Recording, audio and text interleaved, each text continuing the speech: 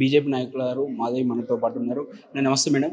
ఇప్పుడు వీళ్ళు చేస్తున్నటువంటి వ్యాఖ్యలను మీరు ఎలా చూస్తూ ఉంటారు? ఇవాళ నిజంగా చాలా బాధాకరమైన విషయం. అంటే వాళ్ళ ఓట్ల కోసం, ఒక వర్గాన్ని తృప్తిపరచడం కోసం, సంతుష్టికరణ కోసం ఇవాళ మెజారిటీగా ఉన్న హిందువుల మనోభావాలు దెబ్బతీసి విధంగా మాట్లాడటం అనేది చాలా బాధాకరమైన విషయం. అట్లీస్ట్ వాళ్ళ నాయకులు ఆ స్టేజ్ మీద అనేక మంది నాయకులు ఉన్నారు, వాళ్ళందరూ కూడా ఎవరు కూడా ఖండించలా. వాళ్ళు ఫస్ట్ నుంచి కూడా రామ మందిరం నిర్మాణానికి వ్యతిరేకం అనేది అందరికీ తెలుసు.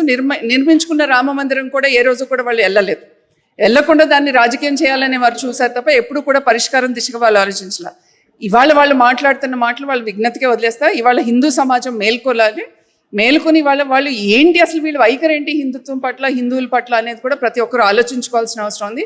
ఇటువంటి వాళ్ళని మనం దూరం పెట్టాలని చెప్పి ప్రతి ఒక్కరిని కూడా నేను కోరుతున్నాను. గతంలో కూడా ఎమ్మెల్యే ఎలక్షన్ అప్పుడు కూడా ముస్లిం మతపరమైన రిజర్వేషన్లు రద్దు చేస్తాం అప్పుడు చెప్పారు. కాకపోతే వీళ్ళు దాన్ని కొంచెం డైవర్ట్ చేసే ప్రయత్నం చేస్తూ ఉన్నారు. ఇలా ఇప్పటికి కూడా మీ స్టాండ్ పైన ఉన్నారా మతపరమైన రిజర్వేషన్ తీసేయడానికి? ఇవాళ మన రాజ్యాంగంలో కూడా ఎక్కడ కూడా మతపరమైన రిజర్వేషన్కి చోటు లేదు. అది చాలా క్లియర్గా ఉంది. ఇవాళ మీరు ఆ రిజర్వేషన్ ఇవ్వాలంటే రాజ్యాంగాన్ని మార్చాల్సింది మీరు కదా. ఇవాళ మీరు, అందుకని నేను చాలా మిమ్మల్ని అడిగేది ఒకటి వెరీ క్లియర్లీ, మీరు మతపరమైన రిజర్వేషన్కి కట్టుబడి ఉంటే రాజ్యాంగాన్ని మీరు మారుస్తారు. మేము మతపరమైన రిజర్వేషన్ మేము కట్టుబడి లేము. మేము ఎప్పుడూ కూడా మతపరమైన రిజర్వేషన్ ఇస్తామని అనలా, మేము ఇవ్వము. మేవల్ల ఎస్సీ, బీసీ, ఓసీలకి వీళ్ళకి ఏదైతే రిజర్వేషన్ రావాలో వాళ్ళకి ఖచ్చితంగా రిజర్వేషన్ ఇస్తామని చెప్తున్నాం. ఇవాళ వీళ్ళ ముస్లిం రిజర్వేషన్, మతపరమైన రిజర్వేషన్ తీసుకొచ్చి ఇవాళ ఓబీసీలకి అన్యాయం జరుగుతుంది. ఇవాళ కర్ణాటక రాష్ట్రంలో ఏం జరుగుతుందో మనం చూసాం. గతంలో జిహెచ్ఎంసీలో ఇవాళ మన రాష్ట్రంలో ఏం జరిగిందో మనం చూసాం. అందుకనే ఇవాళ ఎవరికైతే నష్టం జరుగుతుందో వారికి నష్టం కలగకూడదు. ఇవాళ ఒక మతపరమైన రిజర్వేషన్ రాజ్యాంగం ఎట్టి పరిస్థితుల్లో ఒప్పుకోదు. కాబట్టి మేము దానికి వ్యతిరేకం అని మేము చెప్తూనే ఉన్నాం.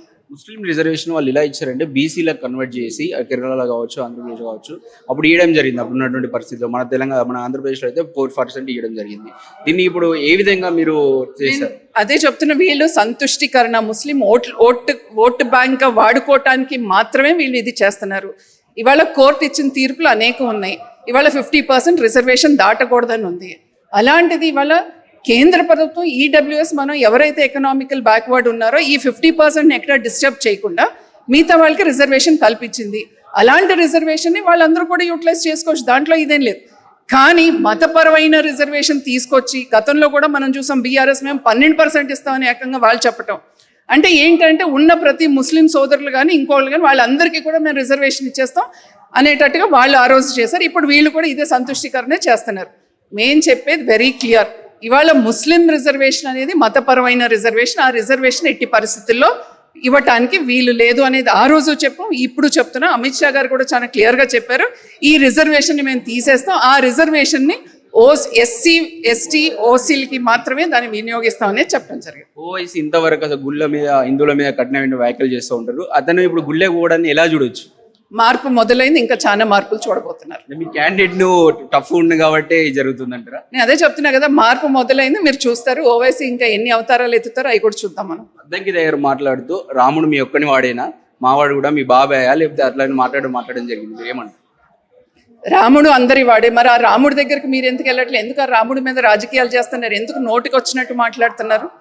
రాముడు మీ బాబాయ్ అంటే ఎస్, మేము ప్రతి దేవతని, దేవుల్ని, అందరినీ కూడా మేము తండ్రి, తల్లిగానే మేము భావిస్తాం. ఆ రకంగానే మేము పూజిస్తాం కూడా. మీరు పూజించకుండా ఇవాళ ప్రజాక్షేత్రంలోకి వచ్చి నోటికి వచ్చినట్టు మాట్లాడుతున్నారు.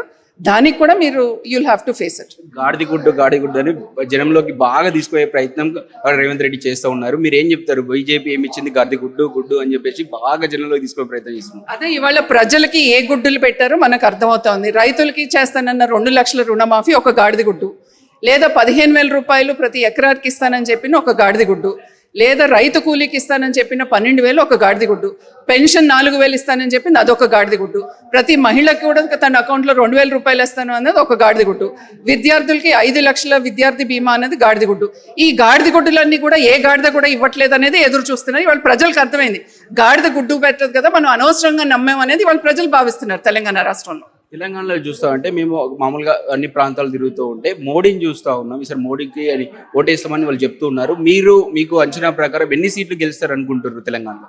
ఇవాళ మాకు జాతీయ అధ్యక్షులు కానివ్వండి, నడ్డా గారు కానివ్వండి, అట్లాగే అమిత్ షా గారు కానివ్వండి, కేంద్ర నాయకులందరూ ఇక్కడికి వచ్చినప్పుడు కూడా అనేక సందర్భాల్లో వాళ్ళు చెప్పడం జరిగింది, 12 నుంచి 14 సీట్లు డెఫినెట్గా మేము వస్తాయి అనే విధంగా వాళ్ళు చెప్పారు. మేము డెఫినెట్గా 17 సీట్లు కూడా గెలిచే ప్రయత్నంగా మేము పనిచేస్తున్నాం.